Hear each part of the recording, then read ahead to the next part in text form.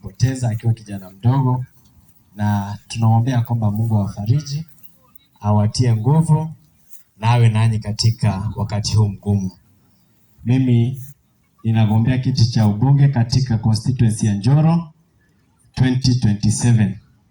Na kazi ya mbunge huwa 3 peke yake: kuwakilisha wananchi, kutunga sheria pale National Assembly, na mwisho kutetea wananchi wasikandamizwe na serikali kuu.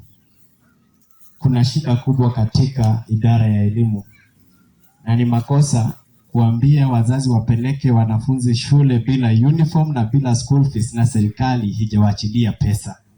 Walimu watafanya nini? Mimi ninataka kuuliza serikali. Ni kama bwana kukelelesha bibi kwa sababu ya kukosa kupika nyama na hakuacha pesa ya nyama. Kwa hivyo serikali iweke pesa ya shule kwa shule, alafu wakuje waambie wazazi wapeleke wanafunzi shule, ili wakienda shule wana vitabu, wana walimu na wana chakula ya kukula. Na elimu imekuwa bei kali, mpaka kupeleka mtoto class 1 ni kama kupeleka mtoto university. Mtoto mdogo analipishwa desk sijui karibu 4,000, sijui nini. By the time mtoto anaingia shule ni 10,000 karibu 10. Hiyo tutanyorosha kwa mapenzi ya Mungu. Na ni vibaya vile vile. Nimeona Deputy President amepanga kutumia milioni 400 mwaka huu kwa kuenda na ndege peke yake. Lakini anaambia walimu wakuu wasipoweka wanafunzi shule atawafukuza. Hiyo milioni 4 ikuje kwa shule, alafu uanze kusema mambo ile ingine. Sisi kama raia, we are financing the government to support the education of our children, and we do not give our taxes to principals. Therefore, we are asking our government that kindly remit the necessary resources to our schools so that our children may get the education bila hindrance yote na bila vitisho kutoka kwa viongozi. Na mwisho ni kiketi.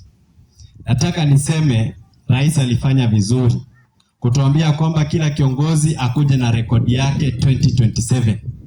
Na mimi nataka nimkumbushe rais, 2023 katika maandamano ya Azimio, vijana 70 waliuawa. Kwa 2024 katika maandamano ya vijana 68 waliuawa. Katika maandamano ya 2025 zaidi ya vijana 40 waliuawa. Katika 2024 wamama walikatakatwa kama mboga wakatupwa Mukuru kwa jenga. Kwa hivyo tunamwambia, kama unataka rekodi pia hiyo kuwa watoto ni rekodi, kuja nayo alafu tuambie mbona tukupatie kura.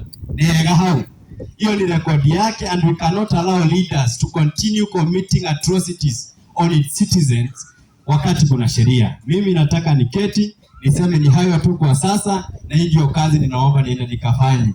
Baada ya kadhambi ni kamau. Asanteni sana.